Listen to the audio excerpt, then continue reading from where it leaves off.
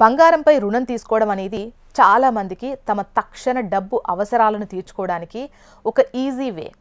Reserve bank of India release చేసినటువంటి సమాచారం ప్రకారం ప్రస్తుతం దేశంలో మొత్తం గోల్డ్ లోన్ల విలువ వచ్చేసి 1.7 లక్షల కోట్లకు పైగా ఉంది. గోల్డ్ లోన్ వడ్డీ రేట్లు తక్కువగా ఉన్నప్పటికీ దాని వెనక ఉన్న ప్రమాదం ఎక్కువ అని నిపుణులు హెచ్చరిస్తున్నారు. రుణం తీసుకోవడం సులభంగా ఉండటంతో ప్రజలు తమ బంగారాన్ని తాకట్టు పెట్టడం పెరుగుతోంది. కానీ ఇది అంత తేలికైన విషయం కాదు.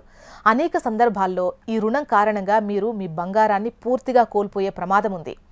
గోల్డ్ లోన్లు సురక్షితమైనవిగా ప్రజలు భావిస్తారు.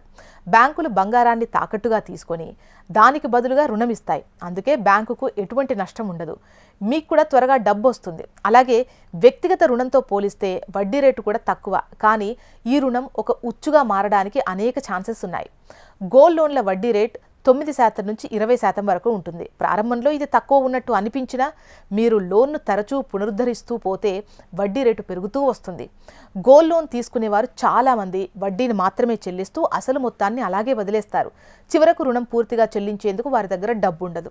దీంతో లోన్ను మళ్లీ పునరుద్ధరిస్తారు, లేదా అదనపు బంగారాన్ని తాకట్టు పెడతారు, లేదంటే బంగారం ఆక్షన్లో పోతుంది. ఈ పద్ధతిలో బ్యాంకుకు ఎటువంటి నష్టం ఉండదు. ఎందుకంటే బ్యాంకు మీ బంగారాన్ని అమ్మి దాని ద్వారా వచ్చిన డబ్బును మీ రుణానికి సరిచేసుకుంటుంది. గోల్డ్ తీసుకున్నప్పుడు వడ్డీ మాత్రమే కడతారు, అసలు అలాగే ఉండిపోతుంది. అందుకే గోల్డ్ లోను చివరి అవకాశంగా చూడాలి, కానీ ఒక అలవాటుగా భావించొద్దు అని నిపుణులు హెచ్చరిస్తున్నారు.